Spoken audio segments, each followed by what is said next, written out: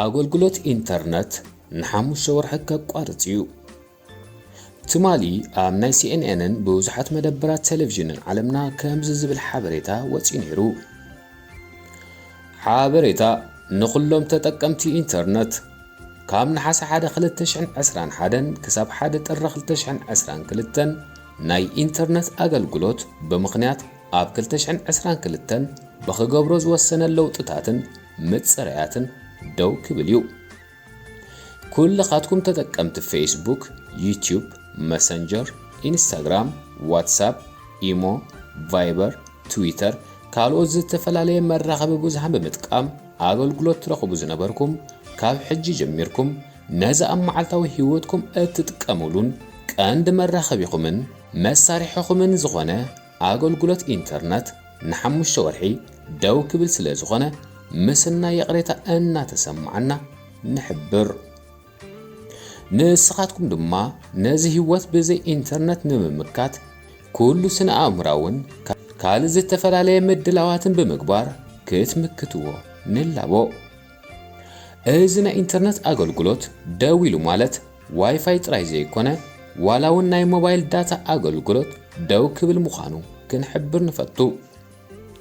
ኩልኻትኩም ኣብ መላእ ዓለም እትርከቡ ተጠቀምቲ ኢንተርነት ኣብ ነፍሲ ወከፍ ንጥፈታትኩምን ዕዮኹምን ንምዝንጋዕን ብመገዲ ኢንተርነት እትገብርዎ ዝነበርኩም ካብዘን ተጠቒሰን ዘለዋ ዕለት ጀሚርና እዚ ኣገልግሎት ዝደው ክብል ምዃኑን ነቲ ብመገዲ ኢንተርነት ተካይድዎ ዝነበርኩም ስራሓት ድማ ብኻልእ ዝሓሸ ኣማራጺ ክትክእዎ ከነዘኻኽር ንደሊ።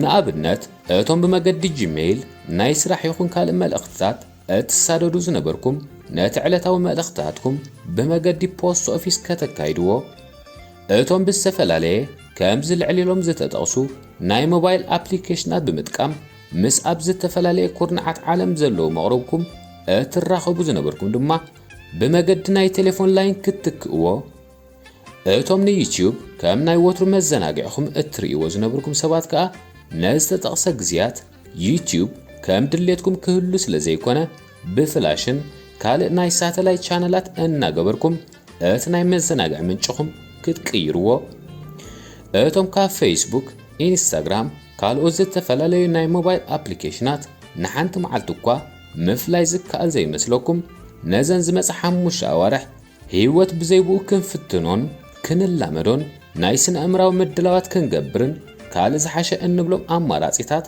ከም መጽሓፍቲ ዝኣመሰሉ ኣብ ከብሕታትና መሊና ግዜና ድማ ብኡ ክንጸምዶን ለበዋና ነመሓላልፍ። ኣህጉራዊ ማእከል ርክባት ኢንተርነት ኢንተርናሽናል ኢንተርኔት ኮሚኒኬሽን ሰንተር IICC ዝብል ሓበሬታ እንተዝዝርጋሕሲ ምኽኣልናዮ ዶ? ሰላምታ ይረስዕናን ክቡራትን ክቡራንን ተኸታተልትና እዚ ልዕል ኢሉ ዝተጠቕሰ ሓበሬታን ኣርእስትን ምስ ረኣኹም መቸስ ብዙሓት ከም መርድእ ዝተነገርና ሰንቢድና ንኸውን ኢና። እንተኾነ ግን ክንደይ ካብ ግዜና እዩ ብኢንተርነት ተባሒቱ ዘሎ ሓሲብናሉ ንፈልጥ ዶ? ከምቲ ቀደም ኣብ ዓድና ኸለና እንገብሮ ዝነበርና ጋዜጣን መጽሓፍትን ካብ ዘይነንብብን ካልእ ካብ ኢንተርነት ወፃኢ ንጥፈታት ካብ ዘይነካይድን ክንደይ ኮይኑ ኣለኸ ጸብጺብናዮ ንኸውን ዶ? ክንደይ ካብ ካልእ ክንረብሓሉ ዝግባአና ግዜና ኢንተርነት ብዘምጽኦም መዘናግዒታት ተባሒቱሎ። እቲ ካልእ ዝኸፍአ ነገር ድማ ዳርጋ ኩላትና ብወልፊ ኢንተርነት ተታሒዝና ምህላውና እዩ። ከምዚ ልዕል ኢሉ ዝተጠቕሰ ን5 ወርሒ እሞ ይትረፍ ንሳልስቲ እውን ኢንተርነት ክጠፍኡ ተዝበሃልከ ክንደይ ኮን መርዘን መሓዘልና። እቶም ንኢንተርነትን ሞባይልን ካልእ ቴክኖሎጅን በቲ ግቡእ መዓሉ እነውዕሎን ንስራሕና መሳለጥን ፍልጠትና መኻዕበትን ምንጪ ኣታዊናን እንጥቀመሉ ሰባት ምናልባሽ እዚ ኣርእሲ ዘይክምልከተኩም ይኽእል እዩ። ንስኻትኩም መምሃራን እምበር ተምሃሮ ይኮንኩምን። እንተቶም ሙሉእ ግዜና ኣብዘን ኣብ ላዕሊ ዝዘርዘርናየን ሰረቕቲ ግዜናን መጻኢናን ዝኾና ማሕበራውያን መራኸቢታት እንሕልፍ ሰባት ግን ምስትውዓል ዘድልዮ እዋን እሞ እንታይና ንኸውን ዘለና ከነስተውዕለሉ ይግባእ። እዚ ኣርእስቱን ናባኹም ዝቐንዐ ይመስል። ሰባት ብዝኾነ ምኽንያት ተኣኪቦም ከብቅዑ ክንድን ነንሕድሕዶም ዘዕልሉ ኩሎም ነናቶም ሞባይል ሒዞም እታ ንሶም ዘለውዋ ገዛ ሰብ ከም ዘይብላ ሕልምልም ትብል ብሓደ ኸለና ክጽምወና ጀሚሩ። ደቂ ሰባት ላምሲ ብኢዳ ዝቐርባ ብእግራ ተሓክኽ ዝብል ምስላ ክውን ንምግባር ዝተዳለውን ክመስሉ ካብ ተፈጥሮ ብዝሃቦም ብኣካል ተራኺቦም ክንዲ ዘውግዑ ብመገድትን ቴክኖሎጂ ዝመጣወሎም መራኸቢታት ጥራይ ክዕልሉ ይመርጹ። ኣብ ሓደ ገዛን ከለዉ ብኣካል ከይተራኸቡ ይውዕሉ። ኣብ ሓደ ገዛ ዝቕመጡ ክንሶም ዘይፋለጡ ሰባት በዚሖም። እቲ ማሕበራዊ ናብራ እናጠፍአ ካብ ፍቕሪ ሰብ ንላዕሊ ፍቕርተን ናይ ኢንተርኔት ኣገልግሎት ዝምጥዋልና ኣፕሊኬሽናትን ካልኦት ናይ ቴክኖሎጂ መሳርሒታትን ዛይዱ።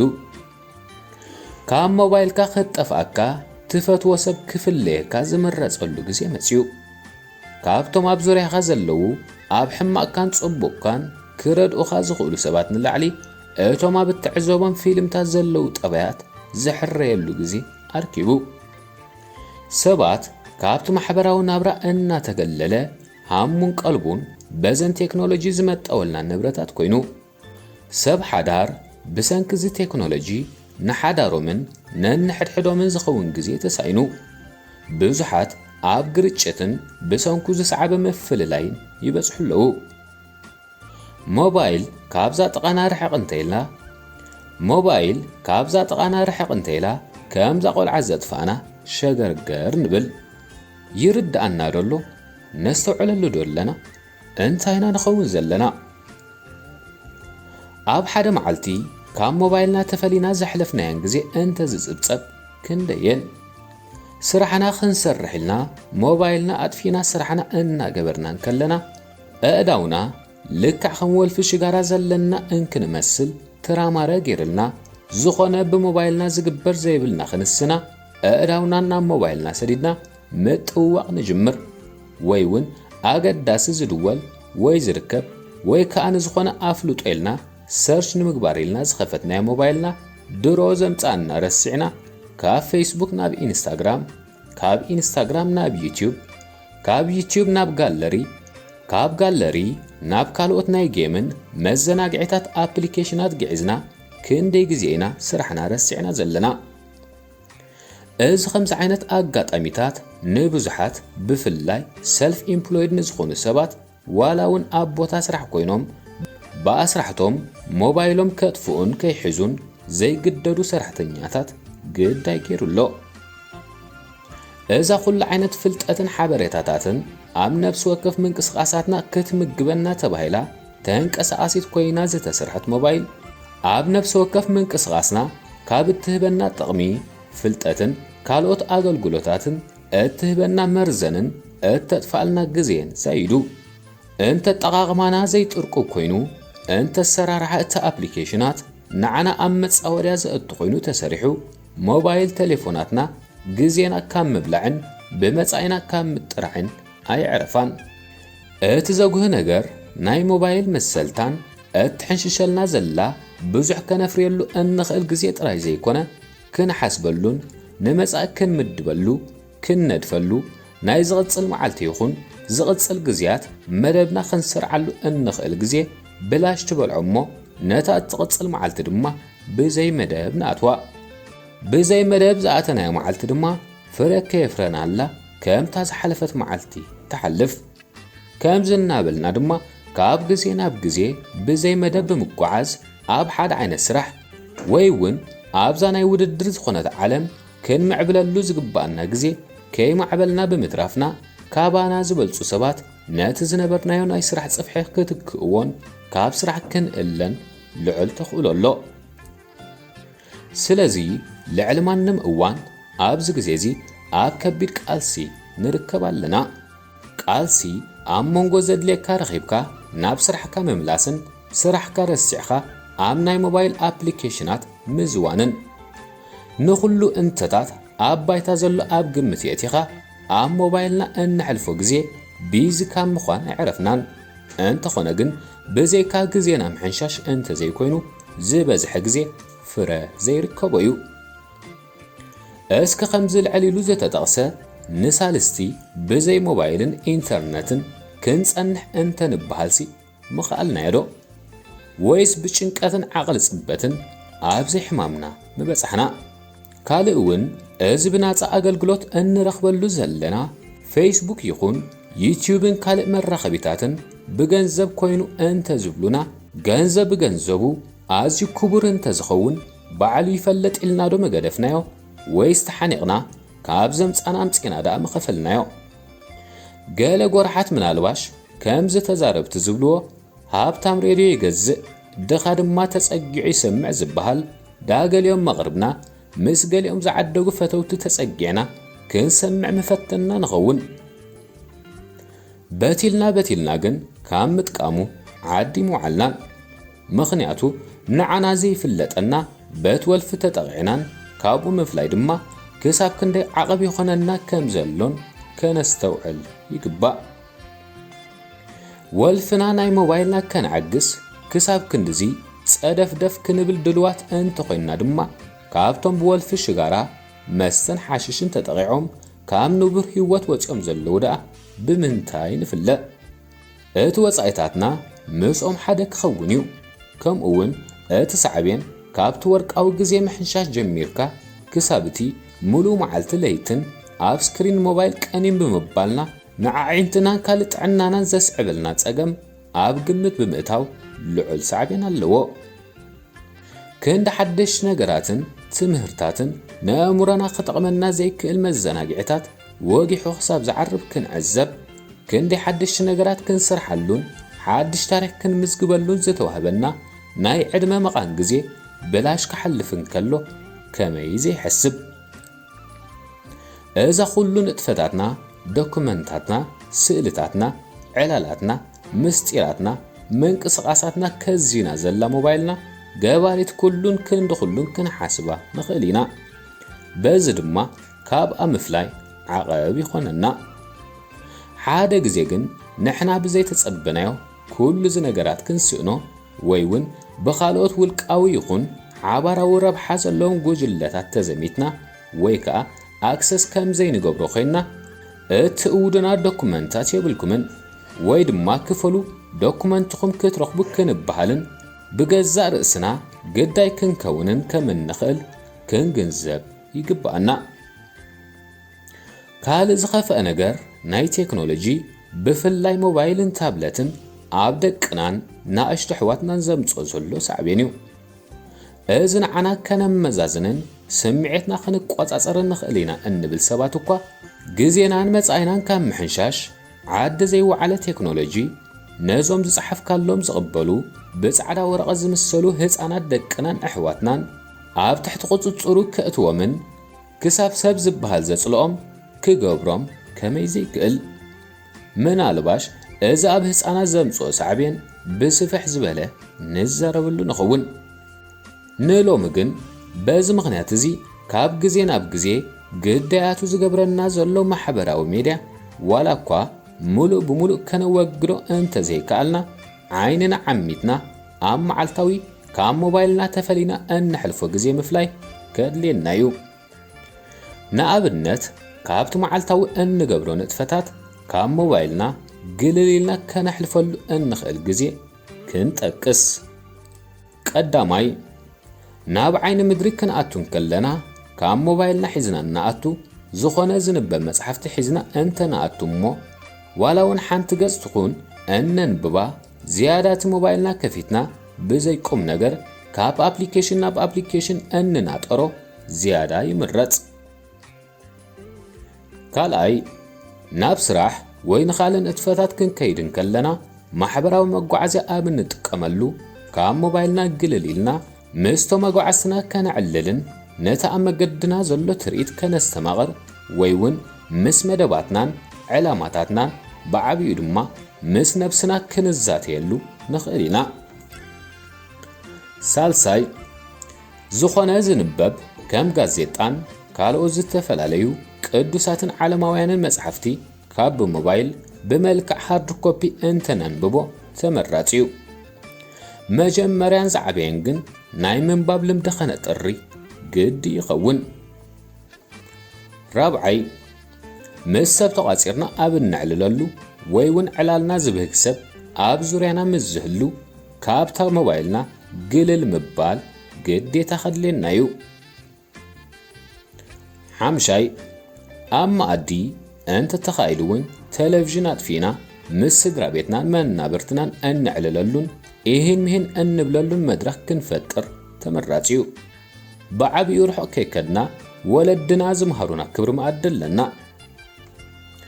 ሻድሻይ ምናልባሽ ብወርድ ወይ ኤክሰል ወይ ካልእ ብሓገዝ ቴክኖሎጂ ዝስራሕ ስራሕ ኣለና እንተኾይኑ ድማ ካብ ብሞባይል ብኮምፒውተር ክንሰርሖ ንሞባይልና ድማ ካብ ነብስና ኣርሐቕ ኣቢልና ኣብ ስራሕና ከነድህብ ምናልባሽ ከዓ ሙዚቃ እናሰማዕና ወይ ብዝኾነ ካልእ እናተዘናግዓና ምስራሕ ይጥዕመና ተኾይኑ ከዓ ሞባይልና ወሊዕና ንዓኣ ኸማን ቢዚ ክንገብራ ንኽእል ኢና።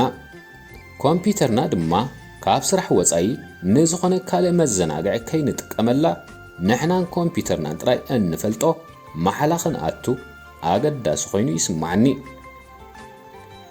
ሻብዓይ ቅድሚ ምድቃስና ከዓ ሞባይል እናረኣና ምድቃስ ካብ ተቐንዲ ኸነወግዶ ዘለና እዩ።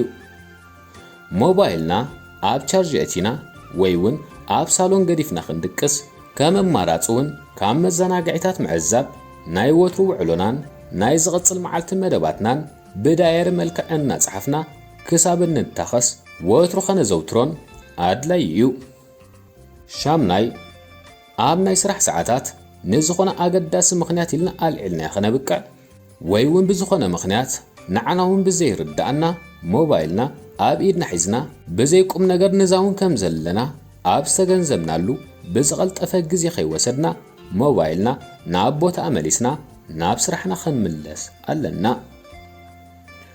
ታሽዓይ ኣብ መንጎ ስራሕ ድኻም ምስ ዝስማዓና ወይ እውን ምስ ዝስልችወና ካብ ሞባይልና ከፊትና ብምዝንጋዕ ድኻምናን ምስ ስልቻውናን ከነንፍስ ካብ እንሓስብ ካብቲ ኸፊልናሉ ዘለና መንበር ብምትንሳእ ኣብቲ ዘለናዮ ኽፍሊ ብምንቅስቓስ ወይ እውን ምስ መሳርሕትና ዘይነውሕ ዕላል ብምግባር ነቲ ዝደኸመ ኣእምሮና ከነሐድስ ይምረፅ። ዓስራይ ነተን ብብዝሒ ግዜና ዝበልዓልና ኣፕሊኬሽናት እንተኽኢልና ወሲና አንኢንስቶል ክንብለን እንተዘይኮነ ድማ ክሳብ ኣብ እንደልየን ጥራይ እንኸፍተን ዲስኤብል ክንብለን ሳልሳይ ኣማራፂ እውን ኖቲፊኬሽን ከም ዘይነገራና ጌርና ኣብ ሰቲንግ ክንቂሮ ወይ ሳይለንት ክንገብሮ ንኽእል ኢና። ምናልባሽ እተን አንኢንስቶል ዝበልናየን ኣፕሊኬሽናት ብኣገዳሲ ምስ እንደልየን ድማ ደጊምና ናብ ሞባይልና ከይፅዓና ብመገዲ ክሮም ይኹን ካልኦት ብራውዘራት ተጠቒምና ከፊትና ዘድልየና ተጠቒምና ክንዓፅዎ ንኽእል ኢና።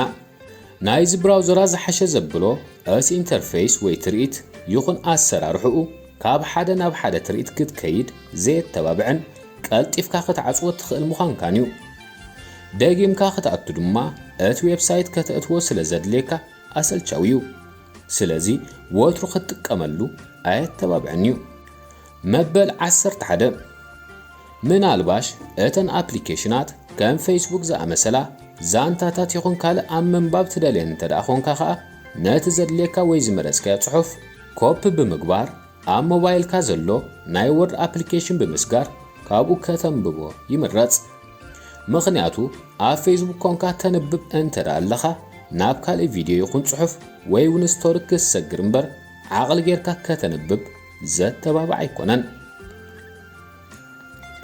መበል 12 ናይ መወዳእታን ኣብ ገለ ግዜ ድማ ብፍላይ ኣብ ናይ ዕረፍቲ ግዜና ሞባይልና ገዲፍና ብእግርና ክንዛወርን ወይ እውን ናብ ኣእምሮና ይሕድሱ እዮም ናብ ዝበልናዮ ቦታታት ክንዛወር ኣገዳሲ እዩ። በዝን ካልኦት ንዓና ዝጥዕሙና ኣገባባትን እናተጠቐምና ካብ ሞባይልናን ካልኦት ውፅኢት ቴክኖሎጂ ዝኾኑ መሳርሒታት ርሒቕና ናብ ስራሕናን መጻኢናን ኣተኪርና ክንዓይ ናይ መወዳእታ ለበዋና እዩ።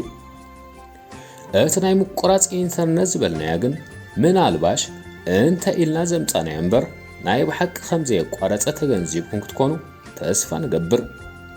ባዕልና ሓሲብና ከነቋርፆ እንተዘይከኣልና ግን ንቑሩብ ግዜ ኣቋርፅ እንተዘብል ግን ኣይምፀላናን ናብ ንቡር ህይወትና እኳ ምተመለስና በሉ ነዚ ይመስል ናይ ሎሚ ትሕዞና ክሳብ ዝተፈለየ ትሕዝቶ እንራኸብ ኣብ ዘለናዮ ሰላምን ጥዕናን ንምንየልኩም